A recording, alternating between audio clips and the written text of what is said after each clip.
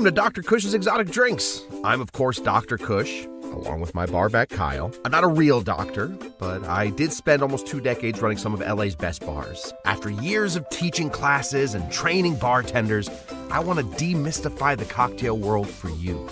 Let's try a few new things as I open up my bar to everybody. Belly up, chat, and let's have a drink. Welcome, everybody, to Dr. Cush's Exotic Drinks. Dr. Cush here. We are changing it up. We are changing it up. I feel like this is either... Oh, gosh, I don't have my... Oh, whatever. We just won't have sound effects tonight. What was that? That's a big change to everybody. We are changing a few things up tonight. Normally, that is the sign of a dying show. Instead, we are going to pretend like this is just a fun little adventure we're on. So we are here tonight for Dr. Cush's Exotic Sandwiches. I'm going to teach you, listen to this, I'm going to teach you how to make my favorite sandwich. All of my favorite parts of my favorite sandwich, including my bread, toasted. We are also then going to make a cocktail that I believe perfectly complements this cocktail. So that's the thesis of the show. Let's see if we can complete that thesis in under 60 minutes. Oh, hey, you awake? He's awake. Good. Let's say hello to the people that are here for Dr. Cush's first episode ever of Dr. Cush's Exotic Sandwiches. Let me first of all say hello to Shawnee P. Testing 1, 2, 3, 4. Are we in? We're good? Good.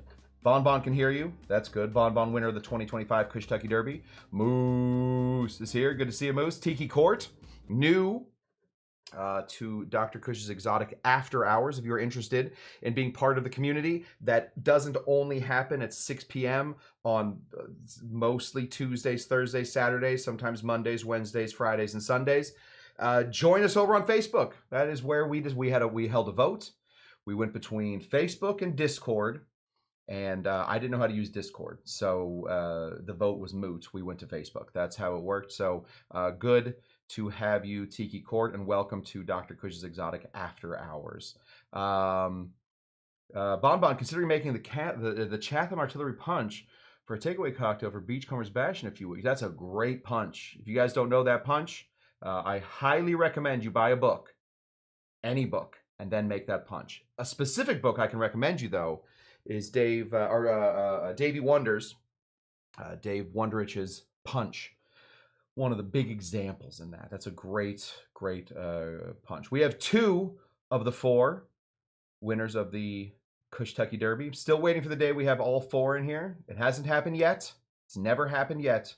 But hopefully one day we will have them. DC David Clark, winner of the 2023 Cush Tucky Derby, is here. Our resident Gator is here with pastrami on rye. That's a good sandwich.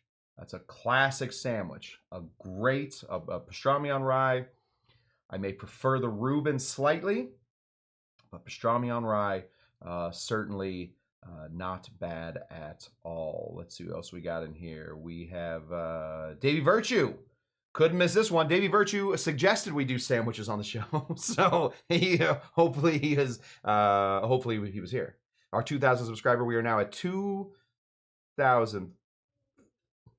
The phone's not here. We're in the 2,000s. Somewhere close to the middle. Bon Bon loves a tuna melt. I think that's for about 4 years. I had a tuna melt every day. A tuna sandwich, a tuna melt. Tuna is up there in my top 10 favorite foods, probably. Paul Bellamara, wow, cheers to you as well, buddy. Tomatoes are finally coming in. Looking forward to a BLT with avocado. That's a balt. We call that a balt. A bacon, avocado, lettuce, and tomato. It's a great sandwich. Really good. I'm hoping that this video does really well and we just change this to a full-on sandwich show. That would be really nice. Turkey Club, really good sandwich. Yeah, I'll be honest with you. I don't love deli ham. So club sandwich, always high up on my list. The problem is they always come with deli ham. I don't care for deli ham. So if it's a turkey club, that's the way to go. Technically, the right way to make a club is, you know, the club is an acronym. I do know this. Chicken lettuce under tomato. No, under bacon. Chicken lettuce under bacon, not under tomato. Chicken lettuce under bacon. Club. So technically, turkey clubs are not right. Should be a chicken club. Now a sandwich is time by Weezer's playing. That's a Goofy Soofy over on Instagram. If you are over on Instagram watching and you want to say something, you can do that. You're right. I mean, you're in the United States. This is the First Amendment. You can say whatever you want. But I can also see it. So say it and write it. Not a clut. No, it is not a clut sandwich. Turkey or chicken lettuce under tomato is not it. Instead, it is a turkey lettuce under bacon. Over here, having an Elena Ruiz sandwich. Turkey, cream cheese, guava jam on white. Boy, that sounds a lot of good sandwiches being suggested today. Instead, I'm going to share with you my favorite sandwich. There is one place, I live in the great state of California in a little place called Los Angeles. There is one place that I have ever found that makes this sandwich right. And I used to live walking distance to this place. It was called Larchmont Wine and Cheese. It was the number 4. You didn't even order it by the name. You just said, can I get one of them number 4s? And they would have a whole line of people just making sandwiches. You could buy some wine. You could buy some of those little circle chocolates that have the bonbon stuff in the middle. What's that? Like creamy, those guys. Delicious, where you unpeel them. Come in blue and white and red and all. You can buy those. Didn't have a lot of beer. It was fine. Not a lot of booze. I don't think they had any booze. Anyway, they had this great sandwich, and I loved it. And then I moved away from that place. I used to be in Larchmont. I don't live anywhere near Larchmont anymore. But it's not that difficult to make. And so we're going to be doing that. This is a prosciutto, mozzarella, and rockets or arugula sandwich with just a little drizzling of, and this is where it becomes very important. Oh, dang, Kyle, I need salt. Kyle, I need salt real bad. I forgot all about salt. Just a little pinch of salt, buddy. With a little bit of salt, obviously. You need to have some olive oil on there, super necessary, and you need to have some balsamic vinaigrette. But it depends, it all matters on how you build it. When we are building cocktails, for the most part, doesn't matter. It does not matter what time you put in different ingredients. Sometimes it does, for the most part, it doesn't. Always put your ice in last, and I think you're gonna be pretty good most of the time, unless you're doing a floater. But today, all the ingredients matter when you put them in. So we're gonna take this piece of bread. Oh, thank you, Kyle. Oh, look at this. What a deal I got here. Our little salt. He stole some of my wife's salt. My wife is a salt fanatic. I like black volcanic salt. My wife is a pink salt fanatic. And so in this house, we have pink salt. I did not win that battle, the salt battle. Let's get into this. This right here is just a loaf of bread. Just a little loaf of bread. If I teach you anything on earth, hopefully you will listen to this. There is no bread on this planet. On planet Earth, there is no bread that is not better if you bake it a second time. Bake the bread first, get it ready, and then bake it a second time. Sometimes that's in toasting. Sometimes that's in the full-on baking. Sometimes you take a torch, torch that up. Bread is better, just like hangover sleep. After a hangover, one sleep, not enough. Your hangover will never be cured from one sleep. You need 2 sleeps. So the best thing you can do for a hangover, go to sleep. It's not going to be good sleep. Wake up, do something. I don't care what you do. Throw up, whatever you're about to do with your hangover, and then sleep again. The second sleep is the second baking. So the reason we started a little late today, had to do a second baking. This was not a double bake loaf, but every loaf will take a double bake. So we're just gonna go ahead. We used to do the Subway cut, where you cut a little slice here in the middle. I don't think that is good enough for keeping ingredients in. So we're gonna do a full half cut, but we're gonna leave parts of the sandwich connected. There we go. That's a good cut. You can hear it. We're gonna go ahead and open this up. Now, what part of bread is the best? On sliced bread, the middle part. you eat the crust first, and then you eat the middle part second. That's the best part. On loaf bread, on this French bread that we got here, what's the best part? It's the crunchy outsides. Okay, how do we maximize crunchy outsides without adding extra thick bread that is going to hinder our ability to shove ingredients into it? Well, always on the top rounded part, you want to get in here with your fingers and you want to pull all of that bread out. You want to create a little bread cave. All right, now this is good bread. Not bad bread, it's great bread. We are going to use this as a garnish later. So we're going to put it over here in our garnish pile. Now, we have all of our bread hollowed out. Look at that. So much space for ingredients. Ingredients make the sandwich. Bread, certainly an important aspect, but if you just eat bread, no good. If you just eat ingredients, you're gonna be okay. You're gonna be okay. My friend Tammy has got my wife saying that if you eat anything without bread, it's Austrian style, which is absolutely ridiculous. I see Austrians eat bread all the time. Brot, they call it. Anyway, you don't want to do this one Austrian style. Okay, now we have this bread. It has been hollowed. Hugely important. And I almost never see anybody do this. And even Larchmont Larchmont wine and something or other didn't do this. This is super important. And I was taught this when I was living in a little town called Naples, Italy. One of the greatest towns on all of Earth. Naples, Italy. Napoli, they call it. Bella Napoli. This is a little garlic. All right. We want to crack this little garlic open as best we can. There we go. We want it whole. We want it to stay nice and whole. So don't crack it in half. Just crack it there. And then we take this on our still warm bread and we go to the bottom part and we draw on it like it is a crayon. If the bread is nice and toasty, it will take on a lot of that garlic flavor. We had to do the show just a touch late because I wanted this extra toasty. We want a nice bit of garlic just drawn on the inside. Again, it's just like a little crayon. So fill in all the little parts. Really rub that garlic on there. We don't want this thing to taste like garlic. We want it to have the hint of garlic as if we have garlic bread versus actually chomping into a garlic. Every Italian person that I lived with, they would always say, Scott, we love garlic, but we don't eat garlic. And I thought that was the craziest thing any Italian person had ever said to me.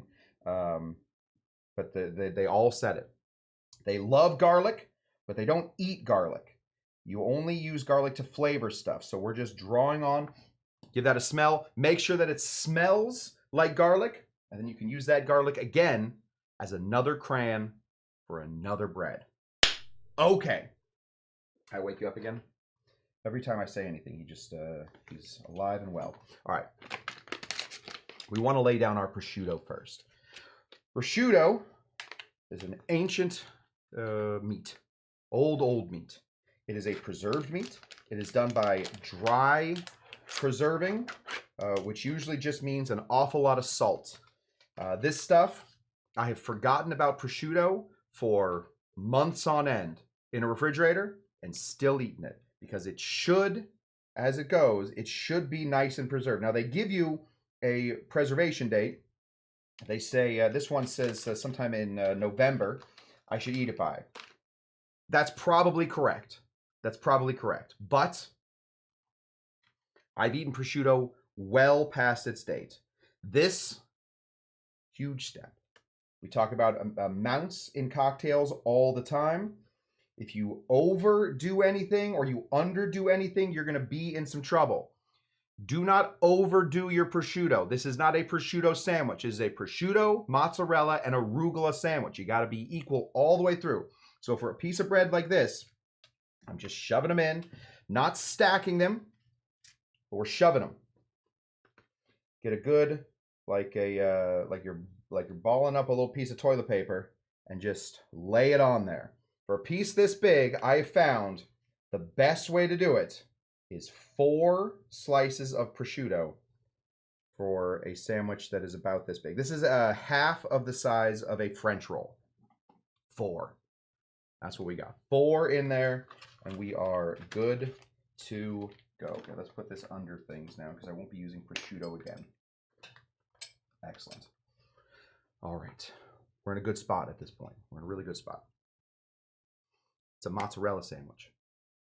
Fresh mozzarella. If your mozzarella comes with no water around it, you are not doing this correct. It has to be one of those wet mozzarellas. The problem with wet mozzarellas and the problem with an awful lot of our sandwich ingredients for most sandwiches is they're too wet. Too wet. Jelly is too wet. Bread should crunch. Bread has to crunch.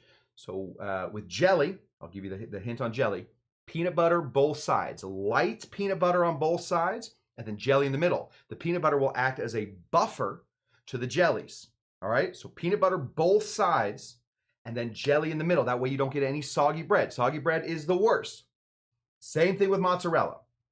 If you are using fresh mozzarella that has the water, you're gonna have to do a second drying of the mozzarella. Take it out of the package, put it into a colander, and let the rest of the mozzarella water drip out. All right, this has already had that happen. So this is our mozzarella. I had one of these sandwiches like 2 days ago, so we had a little extra mozz going on. But we do not want soggy mozzarella going into our sandwich, because if we have a soggy sandwich, we really did bad stuff. Like Highway says, toilet paper, how appetizing. Yeah, listen, I was if you go back and watch the moments as I was thinking about that, you can probably see panic in my face. I was trying to find another analogy to throw on there, couldn't find one. And so I was like, listen, you've already started this sentence, and the thing with sentences is you normally have to finish them. And so I panicked there and said toilet paper. That's what we're looking for. Okay, less mozzarella than prosciutto. Not every bite needs to be full of mozzarella, so you don't need to overlap the mozzarella. Oh, let me get this off here. You don't need to overlap the mozzarella, all right? Mozzarella can touch, or you can have a couple bites. If you're taking teeny tiny bites, well, then you're eating your sandwich wrong. Every sandwich should come with every sandwich with the mozzarella should have a little space in between the mozzarella. If you're eating too much mozzarella, you're not going to taste any of the other flavors. So stop with over mozzarellaing. Also, don't heat up your mozzarella. Fresh mozzarella is great without any kind of heating. All right. If you start to burn the mozzarella, if you melt the mozzarella, all you're doing is bringing out all those waters again. You're going to get your sandwich way too wet and yuck. Talk about disgusting, right? You know, remember the toilet paper thing from just a second ago? Think about a whole wet sandwich. Worst. The worst. What's up, Dougie G? By the way, Jeff Beach Bumberry is hanging at the bar with Ray Jr. Which bar? Where are you? It doesn't matter. What a thing. Get a picture. We want to see it. Okay. Since I'm a kid, I'm very particular. Oh, at Tiki Tea. Good. Oh, that's fun. Should have done the show from there. Let's chat about something. Since I was a little kid, I don't care for green vegetables. There's like 4 of them that I like, and I really like them. I love Brussels sprouts. Love them. When you grill them, boiled Brussels sprouts, disgusting. Grilled Brussels sprouts, love them. Asparagus, love asparagus. Can't get enough of it. Some basil. I like basil. Pretty good. I don't know if you count that as a vegetable. And then I love arugula salad. Some people in England call it rocket. People in England call things all kinds of weird stuff. They call their policemen bobbies. It's a weird thing to call somebody. This right here is arugula or rocket. We're going to shove this in here. Now, this is a bitter sort of tasting herb, so we want to be light with it. Again, it is not a rocket sandwich. It is a arugula, and mozzarella, and the rest sandwich. So there we go. That's the basic bones of the sandwich. We got it in. However, it's all in the little motions, Ellie. Remember, small moves, Ellie, small moves. My wife has still never seen the movie Contact, one of my favorite movies of all time. One of the best lines in there. Small moves, Ellie, small moves. What a great day. Yes, it's bitter and peppery, which is why we're not putting pepper on this sandwich. Instead, we're going to grab this stuff. This is pink salt. I believe it's Himalayan in origin. I can't tell. You can throw this right here on the inside. Pinches. Small moves, Ellie. Small moves. We're just going to pinch this up. We don't ever want to taste the salt in the sandwich. All we want is for the salt, which is already on the the prosciutto. That's how we preserved it. Already on there, so we don't want to oversalt, but we want the salt to bring out, I don't know why I did that. We want the salt to bring out all the flavors, all the other extra flavors in there. Okay. We're pretty good. We're really, really good. Think about Celtic sea salt. I will. I'm going to think about it. I'm going to think about Celtic sea salt. This is Like Highway, everybody. Like Highway is watching us over on Instagram. I don't know if Like Highway is somebody that normally watches the show and has just gone over to Instagram. But either way, good to have you, Like Highway. Okay. When I travel, on my travel list, I have a little list called bottles. Bottles. I have to make sure that I have my bottles ready to go. Some of them, little booze bottles. You know, maybe I want to have a Manhattan in the hotel. I travel for work a lot, so maybe I want to have a little Manhattan in the hotel. So 2 bottles of some whiskey, 1 bottle of some vermouth. We're in a good spot. That's not always what I'm talking about, though. Oftentimes, I'm talking about these bottles. This right here. I'll show you again. This olive oil. This balsamic vinaigrette. Why do I keep them in bottles? Why do I serve them with bottles? What have we been talking about this entire time? Wetness. We are continuing to talk about the moisture of our sandwich. If you are going to make this sandwich and then go somewhere, then you can't put these ingredients on right now. These ingredients should be put on moments before you take a bite of this sandwich. Now, I have another dinner preparing for me, so I'm preparing it, but so I'm not going to eat the whole sandwich. So we are only going to put on the amount of balsamic and the amount of olive oil on which we are going to eat, which is why we carry them in tiny bottles. I don't love the smell of olive oil. I don't really love olive oil. Okay, we also don't want to put this right on our squishy part of the bread. We want to put this on top of the bread. All right? Like for a panic. Yes. Oh, like for a picnic. Not a panic. Picnic. Yes, like for a picnic. I carry my small bottles for a picnic. Okay, I'm only going to eat to about right here. So we're going to go ahead and we're going to put this right on top of our dry ingredients, not our... I got to concentrate. Not our bread. Another good part about pulling out the insides of the bread is that now you're just getting to the crunchy part. The crunchy part will absorb less of the liquids than the spongy part. So we've ripped that out, and now it's just going to be boink, boink, boinking right up against the hard part. This is the best ingredients on earth. I have had, this is balsamic vinaigrette. Balsamic vinaigrette works in so many things. So many cocktails as well. So many cocktails are really, really, there's a really nice like savoriness that you can put in to your cocktails with balsamic vinaigrette. Balsamic vinaigrette, unfortunately, runs a huge, huge amount of price range. Real balsamic vinaigrette is aged for something like 20 years inside of a cave with a magical fairy. It's crazy expensive.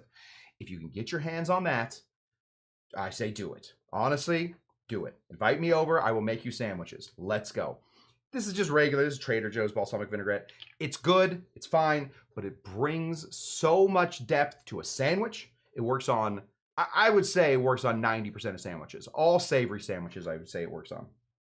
But I imagine it would work on a PB&J too. We're gonna try it next time. If this turns out to be a thing, Dr. Cush's exotic sandwiches, you better believe we're trying it. We're gonna go ahead and put this on now. Careful, careful. A little of this goes an awful long way, so we don't want to splash too much on any one place. I'm not going to talk for a second. I'm going to do it with my right hand as well because I'm a righty. There we go. Oh boy. Oh, look at that. We had a couple spillages up here. This is the sign of an amateur sandwich maker. This should not have happened. If I can, I will cut it out of future episodes. But for right now, that's what we got. This is it.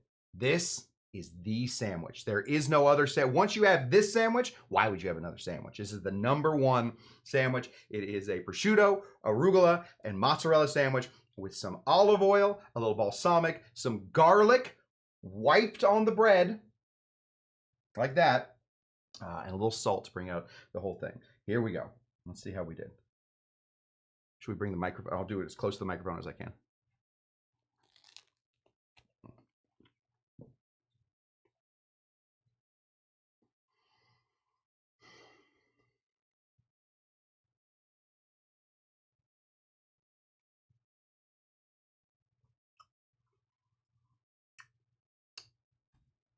Sandwiches are the best food.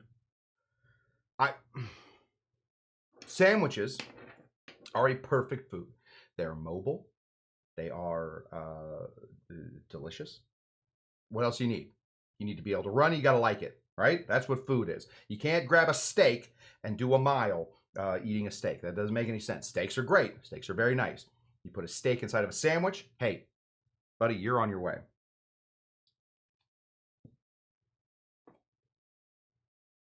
Bonbon's saying I need a bit of basil in there. Now, bonbon, I'm going to eat. I listen to a number of podcasts where the people eat when they do their podcast, and I in an absolute show of disdain. If you start eating on your podcast, I don't care how. I don't care if you brought Vonnegut back to life to talk to Sammy Ross about the importance of ice shavings in a Hemingway daiquiri. That's a very interesting topic to me. I would be very interested in listening to that topic. If you start eating, I'm turning it off. Let me see if did I lose anybody when I started eating? Oh, no. All right, so it doesn't bother you guys as much as it bothers me. Okay, Bonbon suggesting we need a little basil on here. This is controversial. It's controversial. Yes, this sandwich could handle some basil. No doubt about it. This sandwich can handle some basil. I have every confidence in the world that some basil would fit in on this sandwich. It's disgusting. Oh, I gained people when I started eating. Uh-oh. Old Dr. Cush is on a bit of a weight loss journey currently. If we turn this into a sandwich eating show, we could be in some real trouble. Same thing with cocktails. Less is often more.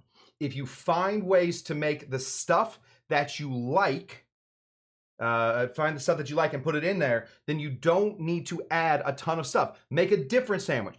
Make a basil, tomato, and mozzarella sandwich. That's a great sandwich. Doesn't fit in this one. This one is perfect for its simplicity. Okay. That brings us to part 2 of the show. We're starting part 2, everybody. Oh, before we start part 2, let me say hello to Nikki Beck. That's a manly beard you have. Thank you. Getting a little gray on the bottom, but it means I've lived. It means I've made it. I've made it to this far. Okay. When we talk about cocktails, often we talk about things that go together, right? Either contrasting or comparable, or stuff that tastes good, the same flavors versus different flavors. Okay. What about missing flavors? We almost never talk about missing flavors. Flavors that if you're pairing stuff with food.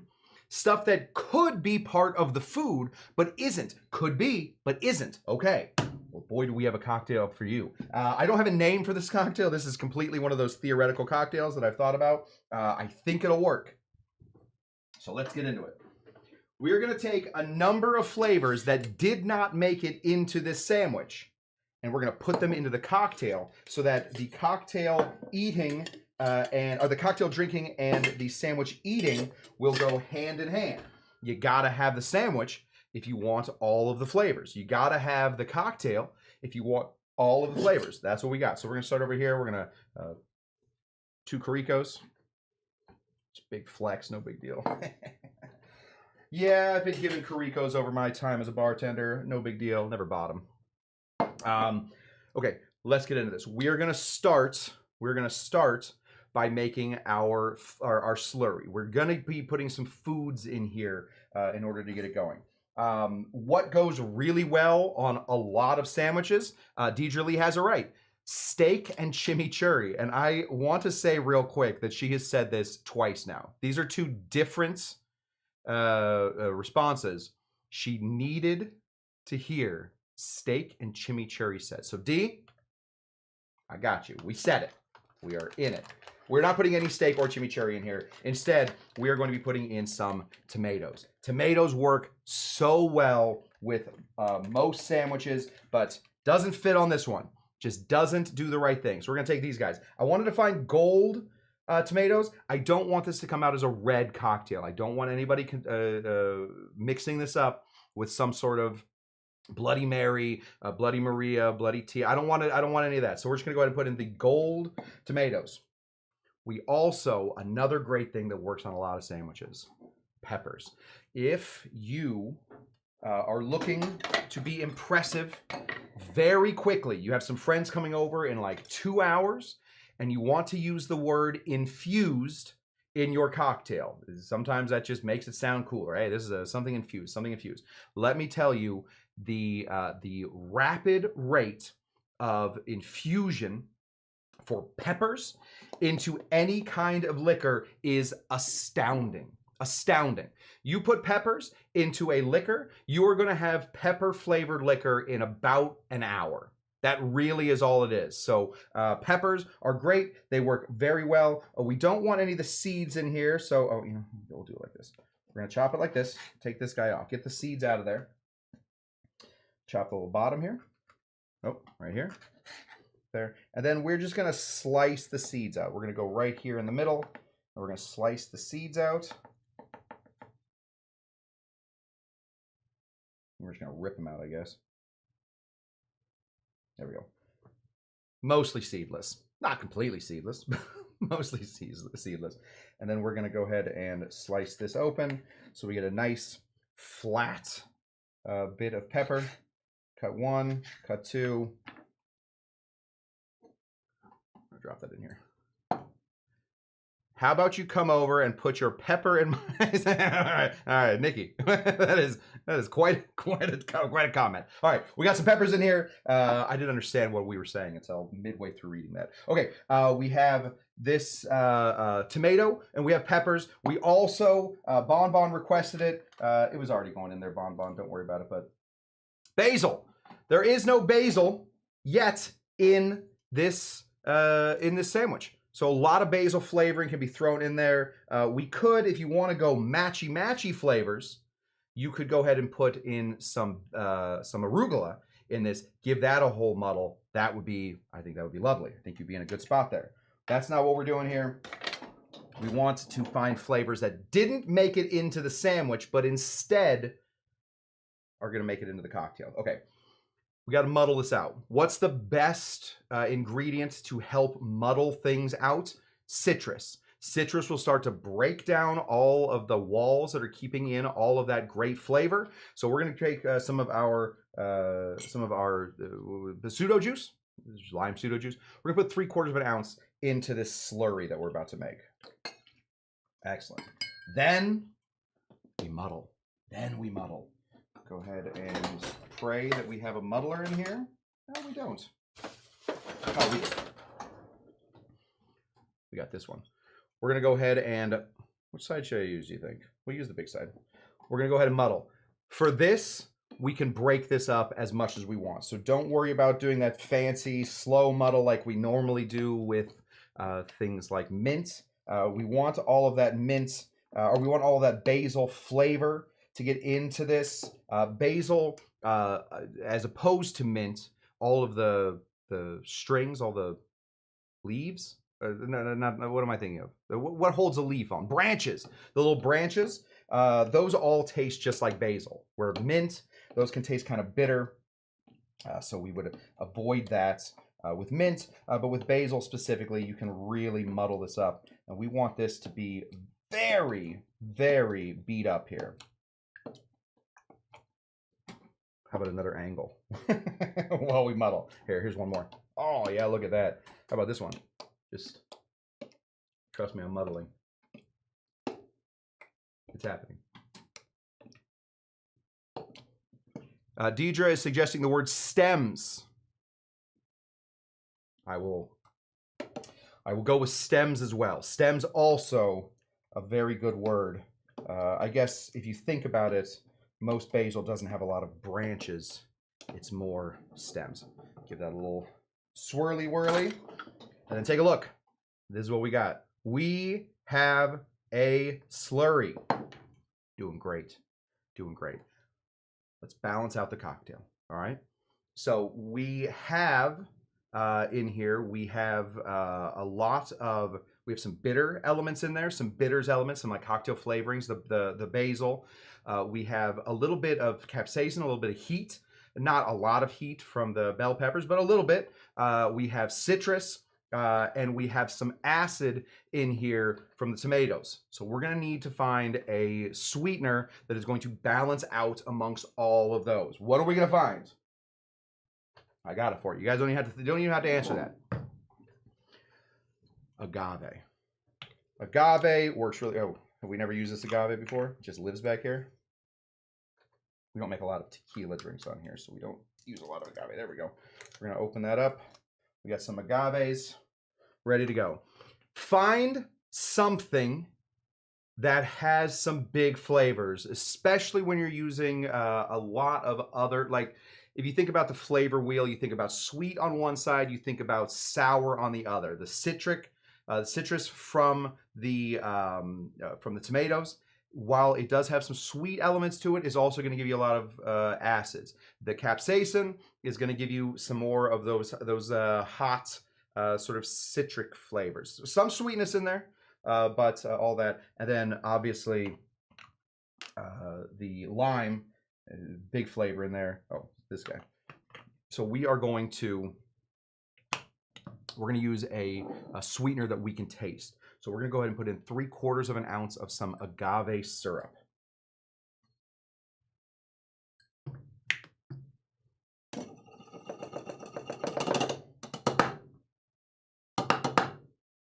Mostly out. Okay. Now, I thought long and hard. I sat, I pondered, I climbed a mountain, I sat with Baba Fats, and Baba Fats said, I think you should find something new to use for this drink. And I had to think for a while, what new liquor can I put into this? What's something that we don't use often, or something that is interesting, but is going to bring something to the table? And I immediately said no vodka. Obviously, you throw in vodka, you're gonna have a tough time because vodka doesn't really bring much to the cocktail other than the liquor and sort of rounding it out. But then I thought, why do I jump off of vodka instantly? Why do I always say no vodka ever? There are interesting vodkas in the world. There are some, I hate that we are suggesting Malort. I hate it. It makes me want to throw up a little bit, and I've just eaten a sandwich, so there is something to puke. I thought, why don't we always throw out vodka? Aren't there vodkas that would help this cocktail out? And there is. There is. What do we always say about vodka? Vodka is at least 5 times, often 7 times distilled, so it is a neutral grain. It shouldn't taste like much. However, there is usually some remnants of the original grain. If you want to make vodka out of a shoe, you can, with enough time, make vodka out of a shoe. You can do it. You can do it. It's up to you. Take a while and probably won't taste that great, but they make vodka out of things like milk. This is Black Cow vodka. It is a milk-based vodka. We talked about flavors that are missing. Let's talk about flavors that are in this cocktail. Something to bring the whole room together. Something like the rug in the Lebowski, right? We're gonna tie this whole room together by finding the mozzarella that's in here, and we're gonna tie it in with some of our milk vodka. Now, for those of you that are wanting to throw up in your mouth a little bit, the first time I heard milk vodka, threw up a little bit. I wasn't that excited about it. Just didn't think that it was a great idea. This stuff is great. It does not taste of milk. It only, the same way that we talk about the leftover whey protein when you milk wash something, that's what this is bringing to this, right? It's just going to give you sort of an overall mouth feel of the milky, coaty kind of thing. So we're going to be using a vodka. Now, there are some other great examples of stuff you can put in here. Aquavit. Aquavit would be great. You want your sandwich that you think your sandwich is missing a little fennel? Great. Aquavit would be great. Gin. Lots of different types of gin. Gins are great things to add to this. If you find a gin that's a little peppery, we're matching the pepper to the arugula. That's great. There are lots of great peppery vodkas. There are peppery gins. There are peppery vodkas as well. Some of them are okay. Some of them only work in very specific situations. This might be one of those situations. So finding a peppery vodka might do you good. We're going to go instead, though, with the Black Cow. We're going to go ahead and put in 2 ounces of our Black Cow vodka. Have you used this on the show before? I don't know. I don't know if I've used this on the show. I've had, I mean, clearly I've used it. But, you know, old Cush likes to, you know, have a couple drinks at night, and sometimes he's looking for interesting stuff. So I don't know if we've used it on the show before, but it's interesting stuff. This is, yeah, Kyle Tender reminding us, not for a long time. Yeah, we just don't do a lot of vodka on the show. I feel like I'm afraid of pissing off the Paul Bellamaro contingency of the show, and I think he's represented tonight. So hopefully he's not throwing anything at the television right now. We're gonna go ahead and put in 2 full ounces, yes, of our Black Cow vodka. And we're gonna put the top back on it. We're gonna try, oh, there it is. We're gonna try and put the top back on it. Bonbons, things I used it once on mix. That makes sense. This was given to me, the Black Cow vodka was given to me by a very good friend of mine, Carl. Carl, the Swedish guy. He was representing them for a little bit. If you are looking for milk vodka, there are lots of them. All right. Let me say that again. If you're looking for milk vodka, there are a few of them. It's not just Black Cow that makes milk vodka. A lot of different places will make you a milk vodka if you are interested. But you know, vodka can be made of just about anything that will accept yeast, like that yeast will eat. Vodka can be made out of any of that stuff. Popularly, it's made out of things like potatoes, grain, grapes. It's made out of anything. I'm sure that in fact, I know there's sugar cane vodka, anything. I'm sure there's what do you call it? Agave. I'm sure there's agave vodkas. If you screw up making your tequila, and you're like, we got all this juice, I don't know what to do with it. If you just distill it a few more times, you'll have vodka. That's how we do it. We're gonna go ahead and throw this right in here. Take this guy right.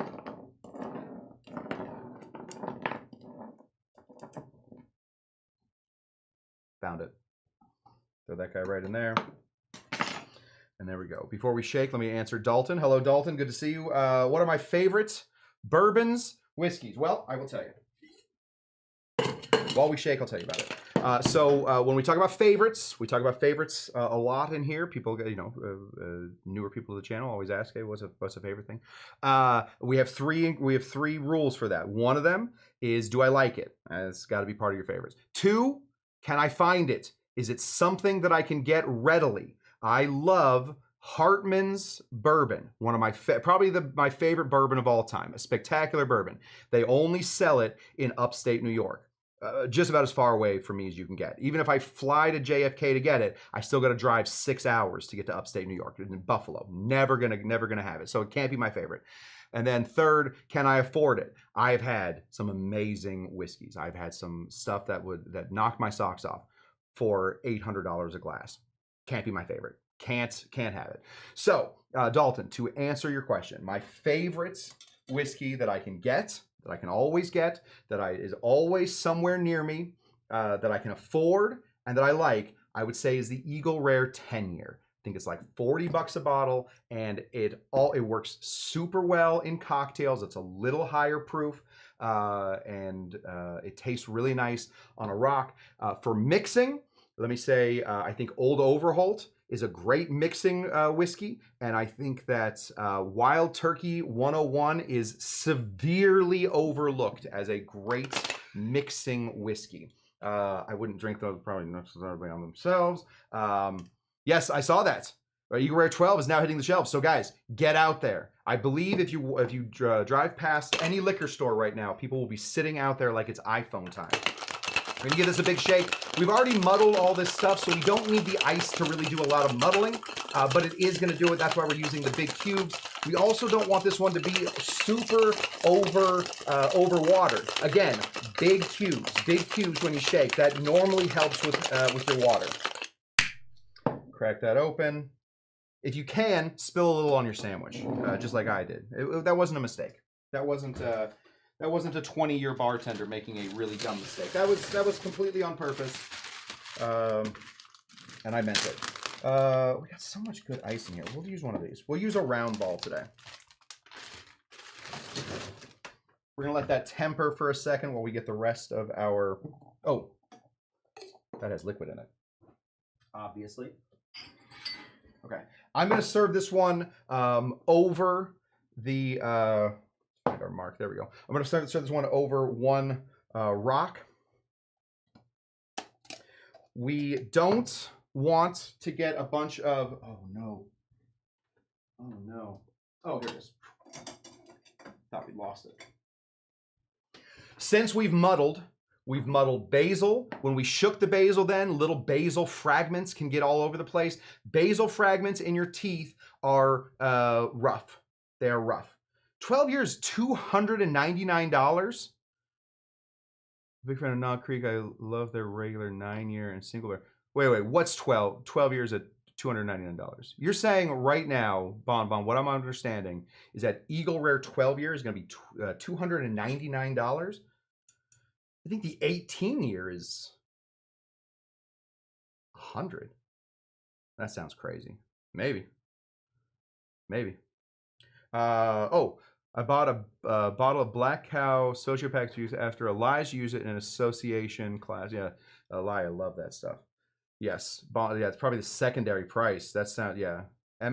Yeah, there we go. Okay, it's not MSRP. Yeah, whiskey pirates are. Let me just say, some of our worst. That was amazing. We're gonna do that again to get it right, but it went in.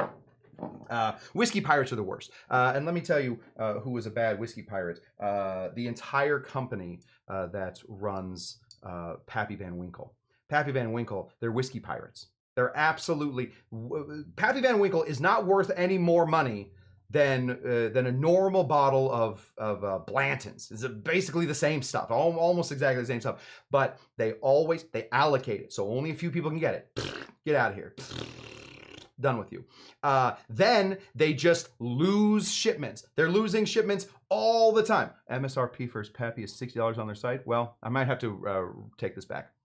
Anyway, Pappy for a long time. I guess probably just to get some buzz about Pappy going, they would lose shipments. Just whole pallets would just go missing. Oh gosh, guys, we're low on Pappy this year. And of course, Pappy's the only whiskey on earth, so you can only have Pappy. Disgusting. Gross. I hate it. And they are one of the reasons that whiskey prices are outrageous. It's corn. It's corn. Corn is subsidized by the United States. I don't want to get into this conspiracy stuff, but it's subsidized by the United States government. The reason that we're all so fat, the reason that I'm so fat, is because corn is in freaking everything, and we don't digest corn. Corn is freaking everywhere, so there's no reason that bourbon is so freaking expensive. You're just letting it sit in a barrel somewhere in the middle of Kentucky. Stop it. Stop it with this. I'm tired of it. Whiskey should be cheap. Let's make whiskey cheap again. If I become president, hopefully that doesn't happen, but if I accidentally trip my way into becoming the president, we're unifying liquor laws, we're going to fill some potholes in Reseda, California, because it's getting ridiculous, and also whiskey prices will be normal. They will be normal. They will be normal again. They're just sitting in a barrel. It's not even taking, you don't even need air conditioning. Ridiculous. There we go. I needed some time to let the ice temper, so I went on a rant. Okay, let's go ahead and pour this guy in. We're using our double strainer, the tea strainer for non-bartenders. We call it a double strain in the bartending biz. And look at this. Oh, it's coming out my favorite cocktail color, slightly cloudy pea. Yes, slightly cloudy pea.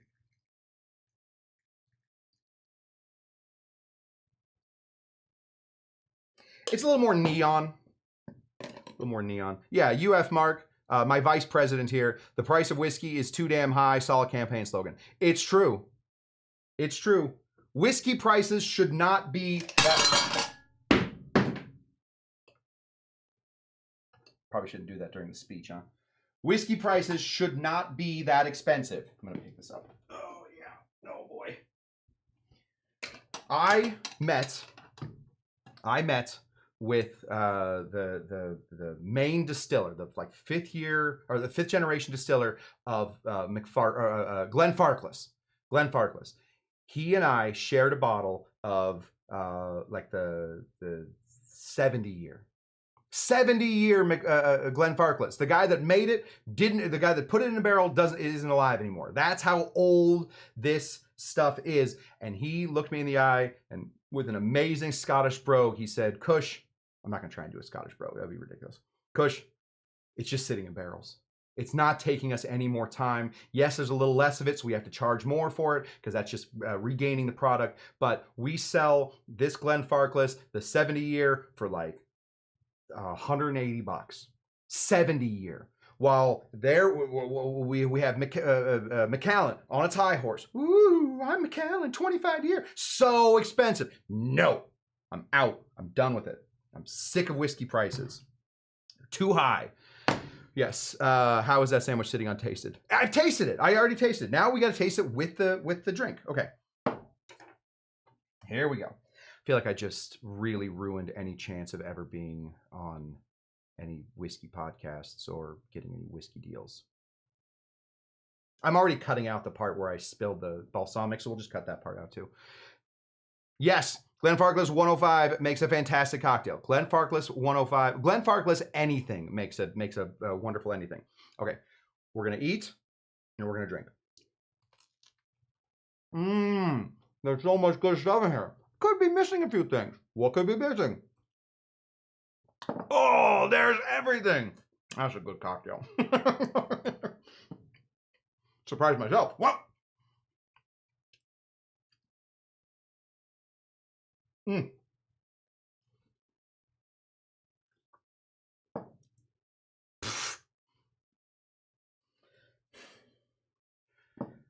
I'm not a magician. I'm not a scientist. I'm not a botanist. I'm not a chemist. I'm nothing.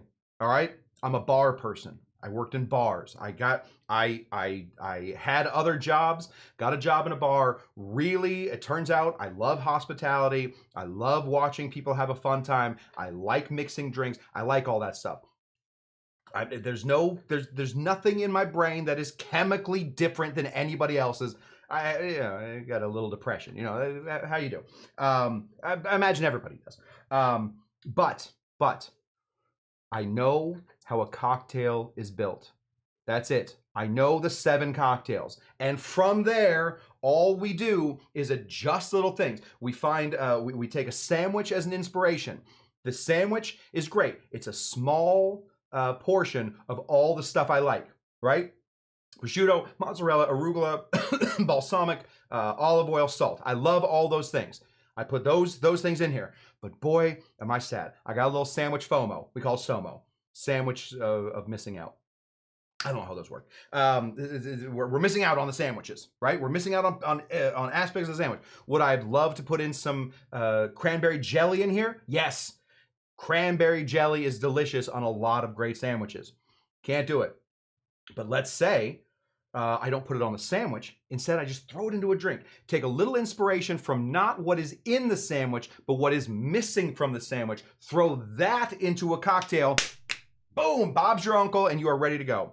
I'm a true sandwich artist. Thank you. This is the UF mark. I am a sandwich. I'm the Manet, not the Monet. I'm the Manet of sandwiches. A little lesser known, still quite great. At least the monks have an excuse. Yeah. See, Roger G's with me. At least the monks have, everybody's angling to be my vice president. At least the monks have an excuse for the elevated chartreuse prices. They want to pray. I get it. They're making less of it. Got to bump those prices up. Don't get me started on the myth of infinite growth. It's ridiculous. The monks should make the same price, or should make the same chartreuse. You don't have to raise the price. Sell it for the same price. But it's the gougers. It's the gougers. It's the gougers. It's those people that say we made this amount of money last year. We got to make more money next year. And if we have less product, then we got to charge more for it. No, stop it. Stop it. Plenty of space, plenty of money in the world. Make your money and go somewhere else. This does feel like I'm a campaigner at this point. Did I say Bob's my uncle? I did. I did say Bob's my uncle. Oh, Paul dances. This is my friend Paul, everybody. I don't know if you know what he does. I looked up Hartman's doc. Yeah. Here, I got a bottle of it right here. This one. This right here. This is Hartman's. Hartman's. Look, I see regular bourbon and a bourbon. Yeah, I have. Let me just say. Oh, I just pinned you somehow. How do I unpin you? Oh shoot! Dalton. You're all I can see now. Well, Dalton, you're going to be all I can see from now on. Yes, this right here is Hartman's whiskey. This guy Hartman, his baby brother, was my college roommate, and I really was really nervous when somebody says, "Hey, somebody in my family made this, or I made this. Will you taste this? Will you give me your honest opinion?" I said, I don't want to. I really don't want to. But he dropped off a few bottles at my place. I loved it so much that the bar that I was working at, the Queensberry, I was opening up the Queensberry, had a whiskey wall. One whiskey from every state. And I chose this as our New York representative, and still to this day, one of my very, very favorite bottles. I got to get a hold of, Hartman just had a baby. I got to get a hold of him. Got to send him some USC stuff. Fight on. Season's about to start. Anyway, if you get a chance to get your hands on this stuff, it's spectacular. I think I have the overproof or the barrel strength. There we go, barrel proof. I got that right here too. I like this one more. Both amazing. If you happen to find I'm just gonna give the Hartmans a nice little shout out because I love the Hartmans. If you happen to be in upstate New York, specifically Buffalo, right across from where the Sabres play, they have a distillery there. I'm sure you can buy Hartman's whiskey there. They also have a really kind of an interesting vodka called the Loganberry vodka. Really nice, super, super good. I may try a bottle. Yeah, I don't know if they are shipping yet. I know that for a while I was supposed to help out with that, but then the pandemic hit and I left bars completely. So I started this one instead. That's That's what we got, guys. Something to remember. Gosh, Dalton, I just want to get rid of you. You're literally toggle pin. Oh, now you're okay. Good. Whew. Dalton, you have no idea what I did. I pinned you up somewhere, then I couldn't see anybody else. What do we learn today? Let me tell you what we learned today. Flavor, right? Flavor is so big. If you want to create new cocktails, you find a flavor that you like. Motu Jen, the producer of the show, the wonderful, lovely producer of the show, also my wife, found out that she loves taro, and ube. She loves those flavors. So now we are on a mad dash to find interesting other flavors that go along with taro and ube. It's important to find new, interesting flavors, but don't always just think of what will go together. Sometimes if you're mixing two things together, find what's missing in one, add it to the other, and you will find an interesting match. The pepper in this is huge. The tomatoes certainly come through. Whatever tomato I'm missing from my favorite sandwich comes through in the sip. The basil certainly there, and then from there, you guys hear me talk all the time. You literally hear me talk more than almost anybody. She eats poi at the luau. I imagine she does. What was I saying? Find flavors that aren't there and find a way to get them in there. Oh gosh, okay. I have a whole situation here. Sorry guys, I forgot about this. This is a Dr. Cush show, so we always forget about garnishes, but I did think a garnish was appropriate for this cocktail. We're just gonna stab this with here. Garlic? No garlic, that's ridiculous. A little pepper. There we go. Throw this right in there, and look at that. Look at that. What a thing. And what do we do with garnishes? Thank you. It's perfect. Okay. Oh my gosh, we went over. I literally thought that we would do like 20 minutes on this show. We did not. That's what I have for you guys. Quick announcement on the show.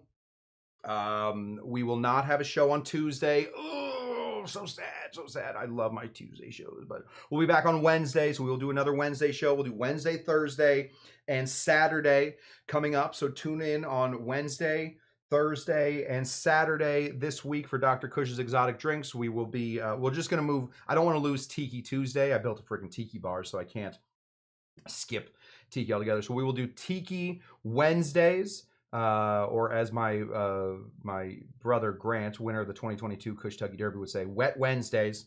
We'll be doing a Wet Wednesday this week with Tiki. We'll do another show on Thursday, and we'll do a show on Saturday. That is how it's going. Saturday show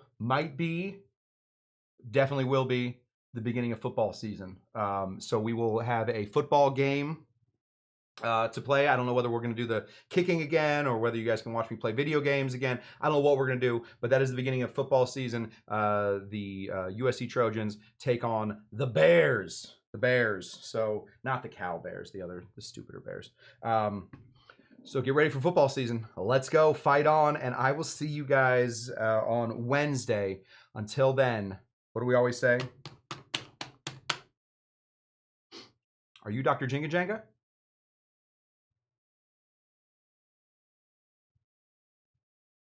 Bye.